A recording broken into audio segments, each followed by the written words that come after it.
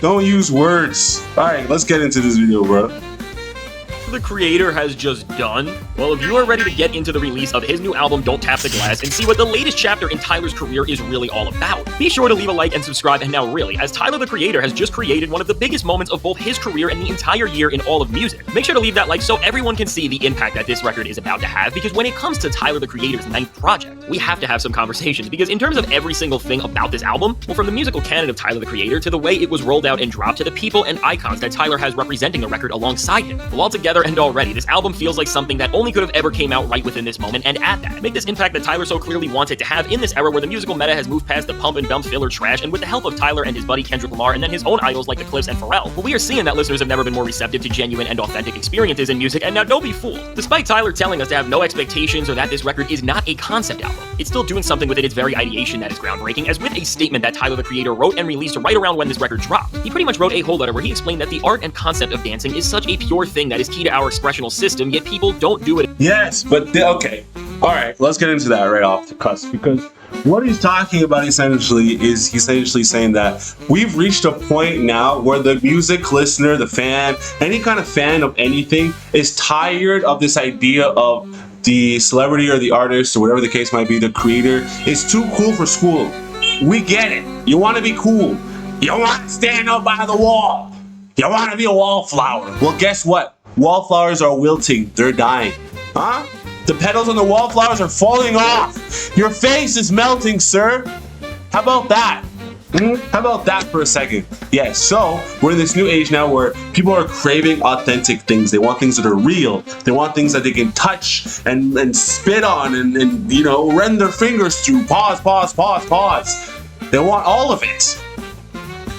And so this is what Tyler is giving us. He's giving us this sort of hash back to old Odd Future things where it was raw and gritty and everyone was expecting the uploads on the YouTube. He's taking us back to that time, because in a time now where everyone is just releasing content, things are becoming so saturated, it's hard to kind of get a grasp on what is really going on. So shout out to Tyler the Creator right now. The new song off the project is a hit. This whole Tap the Glass thing, I like. It's an homage to LL Cool J. I like that. My first musical thing that I got as a kid was an LL Cool J tape.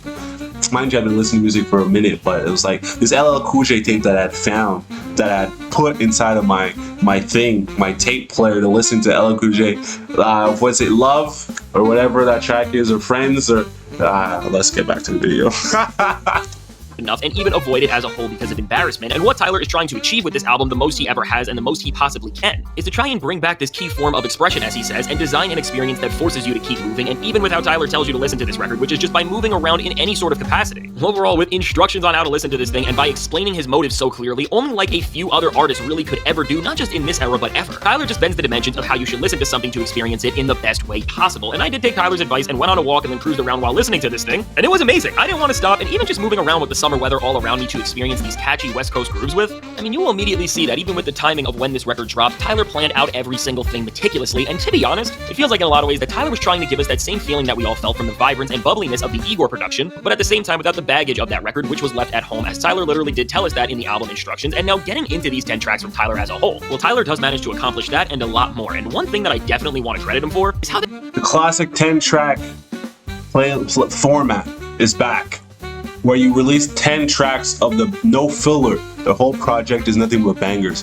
People like Madonna, The Weeknd, Michael Jackson, they've all respected this format. I believe the Michael Jackson format is actually 8 records, but I digress. This record manages to just embody so much at the same time, because while having a more vibrant and light feel that even with a focus on strong melodies on the hooks and bridges would make it feel closer to something like Igor, there is still a ton of really good rapping here that sounds great, and even with Tyler sampling Busta Rhymes and name-dropping Slick Rick, and even paying homage to Ludacris with the statue for the album rollout and LL Cool J on the cover. Well, with all of this and even some nods to Jay Dilla, there are so many references to the golden ages of hip-hop, and all of this shows where Tyler's heart is really at and how he is trying to expand on the canon of what hip-hop can be as a whole expressional form, which I give him so much credit for. And now speaking of hip-hop and being a part of a lineage and moments that are much bigger than just him, while Tyler did go in a direction that I think most of us did not fully expect. He still does show that this record was designed within the same cloth of classics that the Clips just made their new record with, because from them literally being in the video that Tyler dropped for Stop Playing With Me, in of itself, it was awesome to just see Tyler next to his idols, and even with Malice staying consistent with the same facial expression, it once again just showed how funny he really has been during this whole process. But even beyond these cameos in videos and all that, as Tyler reserves the only other verse on this album for the biggest idol he has ever had in none other than Pharrell Williams on the intro track Big Poe. Now, as Tyler gives P a chance to deliver a verse where it really seems like he's reminding himself of how fly and cool he used to be, and it just brings you back to something like the In My Mind era for him. Well, there's no other way to say it. This is so awesome, and really, with how much Tyler has studied and learned from Pharrell, in a way, it almost does seem like Pharrell is rapping with a version of himself from an alternate dimension. And now, while in terms of the features, some of the guests we wanted to hear that we kind of fan-casted didn't end up being on this thing, still, when you actually hear this record and see what it is doing, you won't be mad, because you just understand when you hear the intro track right away. And then, of course, we are presented with a new Tyler, the Creator character in this Big Poe ego, that altogether, the vibes and atmosphere of the album have been curated masterfully to create something that when the year ends, there are only going to be a handful of artists that could really sit down next to Tyler and say that they created something even close to this body.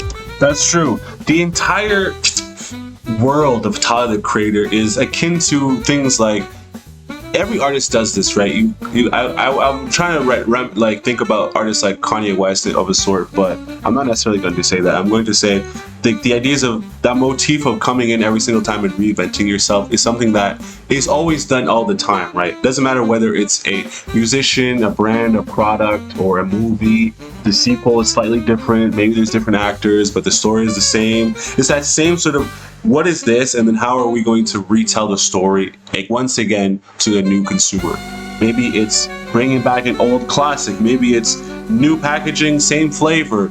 Maybe it's new this, same great taste. You know what I mean? There's different ways that things are brought back and recycled to enhance the user experience, or at the end of the day, just to make money, because that's what we have to do, is make money. If he was coming at you the same way he's always been coming at you since Odd Future, then you would kind of take a step back and say to yourself, you know what, this is repetitive. So shout out to Tyler. And now when it comes to this very idea and premise, the more I listen to this album and hear the small details like the Baby Keem ad-libs again reprising themselves after hearing them on Like Him off Chromacopia, or even Tyler just bringing back the iconic two-part song, but instead of being at track 10, it's at track 7 here, and even other details like small references and callbacks to tracks like Ra-Ta-Ta-Ta and Tomorrow from Chromacopia, and even with storytelling in the instrumentals, which is almost making a full circle moment in of itself, as Tyler here is using parts from some of his other songs and records, which we hear as he samples tracks like Cherry Bomb within this thing. But with all of this, and then Tyler pulling so much from classic hip-hop lore, whether it's the J Dilla horn or it's the Busta Rhymes sample, when you really just experience this thing and let it take you, you will realize that when you see Tyler bending the conventions of what rap can be once again with a record that for him may be his most surprising yet in a lot of ways. Well, when we just look at this thing full circle and see that 8 years ago Flower Boy dropped on this very day, well really you can see that from Flower Boy to Igor to Call Me If You Get Lost to Chromacopia and now to this very record. Altogether, Tyler has a run of 5 albums that are all better than most rapper and artist best, and seriously, to have a run with this consistent level of quality but still with such unpredictable levels of creativity and authenticity in each body of work, besides Outkast, Kendrick Lamar, maybe A Tribe Called Quest, and the guy who made Graduation long ago, are there any other rappers that you can even kind of compare or run in their careers that they have been onto this? Because seriously now, and what this record more than anything is just putting into perspective, is now with Tyler this deep into his career and the run where every album he has goes platinum, gets him a bigger tour, and he wins a Grammy deservingly off almost each one. Tyler really is a master at work in an era where there are too many cons, and really Tyler is one of the greatest artists, not just of this era, but in hip-hop really of the last few decades, because... Right. The other person that can be akin to is something like The Weeknd. The Weeknd has, every single project has been better than the last one, and more like thematic and narrative creating and story world building. It's bigger than the last, each and every single last time. So respect to him for that as well. During the biggest tour and arguably biggest era of his entire career, to behind the scenes be working on an experience like this while you are on tour that is pushing together all of your skills in one cohesive body of work. I mean, this is an incredible feat and something that most rappers are just never able to do. And honestly now, that's why with this record being so new, well, while of course the record has a clear direction and traits that are making the listening experience so fun, at the same time as I'm hearing this so early, it's almost hard to even properly understand what we are experiencing because it's something that we are not familiar with in the best way possible. And really, just to see Tyler switch between rapping and going off there to then singing some of the most compelling hooks I have ever heard from him, well, to be honest, after sitting more and more with this record and looking at the cover, which does remind me of LL Cool J and also 50 Cent, but once again tapping into that rich hip-hop lore, as LL Cool J was the first rapper to declare himself the GOAT, and 50 was like a superhero the way he was running around in his prime. It almost does feel like with the amount of skill we are seeing on display here from Tyler, which from the production to the variety and the styles here to the fact that Tyler did arrange, write, and produce everything here while being on tour. Well, you can almost look at this album and see what Tyler is doing as what LL did back then, which is really just showing what the mold for a rap GOAT GOAT should look like in the era they are in, and really, Tyler definitely has earned the right to say that and hold that up at this point, because again, while it's too early for me to try and even rank this album in his catalog, because even before this record dropped, it was hard enough, well really, Tyler's only competing with himself, as when you hear Tyler and Pharrell go from rapping their heads off and flipping Busta Rhymes samples on Big Puff, then you see Tyler make the catchiest song maybe he ever has with Sugar on My Tongue, and then you see him just go absolutely nuts with intense rapping and these heavy-hitting instrumentals on a track like Stop Playing With Me, which, quick side note, the video Tyler dropped with both clips and then LeBron James and Maverick Carter was so cool, and seeing Bron and Tyler together was really awesome, and I think this did a great job at just setting up the visual language and ceiling Tyler is reaching for here. Well, with all of this, overall, you end up seeing an album that so comfortably and smoothly changes tones time and time again, and just through the emotionality of the vibes and not through the story or anything like that. Well, again, the one thing that everybody should be seeing from this, and if you're not, you may be listening to it wrong, is that Tyler, the Creator, is a master at work, and aside from Kendrick Lamar, I don't think there is any single artist anywhere right now that can even compare to him, because as a rapper, but more importantly for Tyler's skills, a vocalist, and then a producer, and then also a songwriter and curator, Tyler really does have this. What about Drake?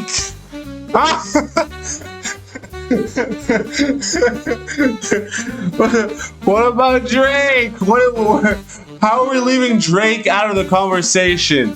How are we leaving Drake out of the conversation, guys? No, I'm playing, bro. No, but Flower Boy, Cherry Bomb.